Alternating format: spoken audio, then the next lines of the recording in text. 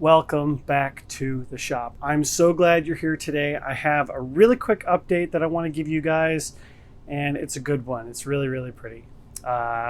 First of all, I want to say that the bench top has changed just a little bit. We now have the wing plans in place, and I'm starting to cut out ribs. Well, starting to, I say, because I still need to get some holes drilled out. I need some notches to be cut out as well. So it's a work in progress.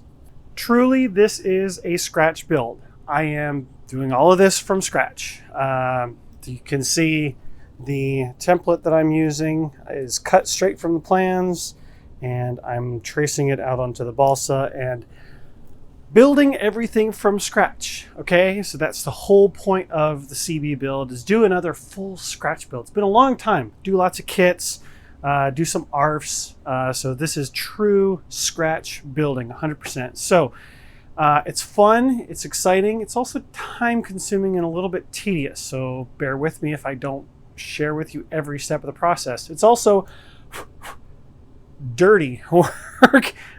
It's really dusty in the shop. That's to be expected. So if you're going to follow in my footsteps, try to find a place where you can consolidate and...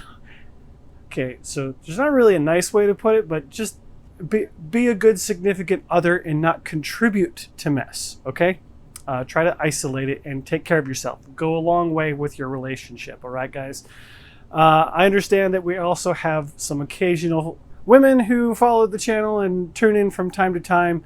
I hope you can appreciate that I'm trying to encourage people to clean up after themselves. Okay, moving on from there, let's get to the fuselage. So as you can see, the fuselage is in its base white paint.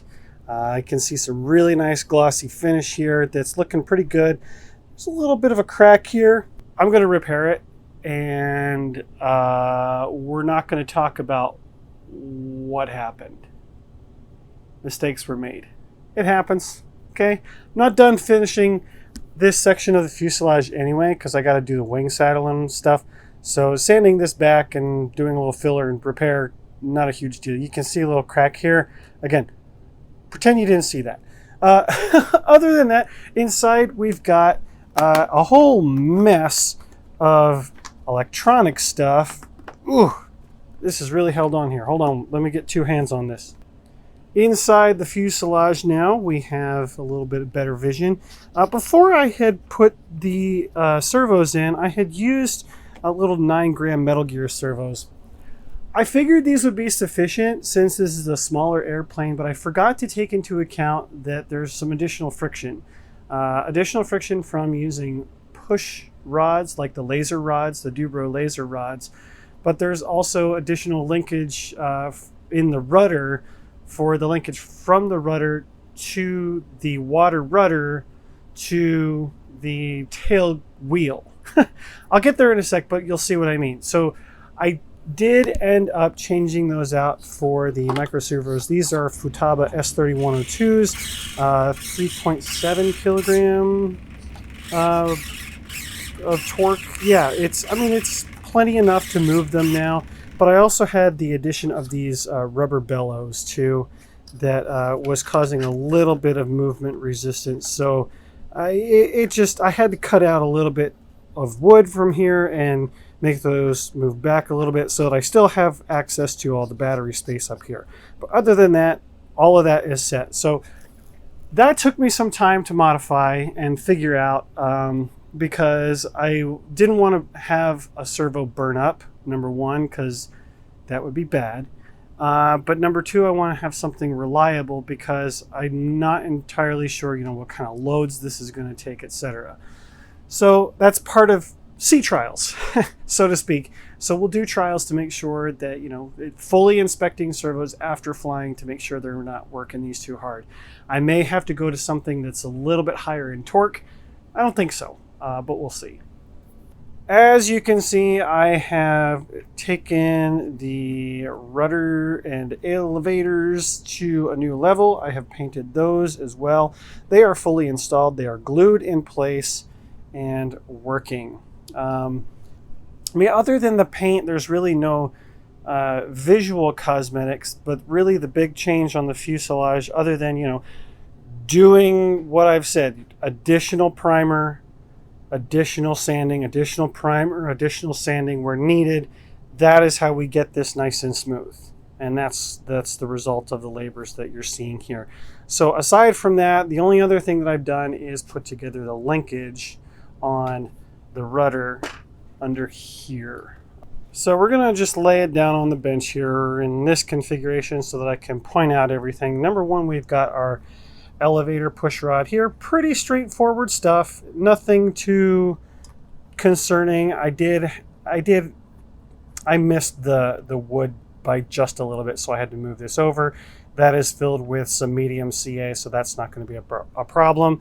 The rudder was perfectly fine.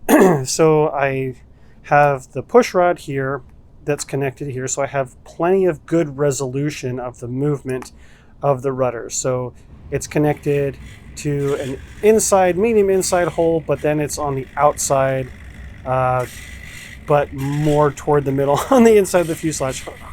I'm not going to switch, but yeah, so we've got a good compromise between amount of throw that I need. I'm maximizing the throw of the rudder with the throw of the servo inside the fuselage, but I've got a good balance of resolution of that movement. And then we have a linkage here. We've got swivel ball links to connect the control horn here to this control horn here. And then these control horns are linked by springs to the tail wheel. Why springs, you may ask? Because of this. All right, so when you hit the ground or you have weird turbulence in the water, it's taking some of that load out, okay? So by having these springs, it balances the load onto both things. Now, originally I had these springs out here on the corners, and that was making the steering a little squirrely.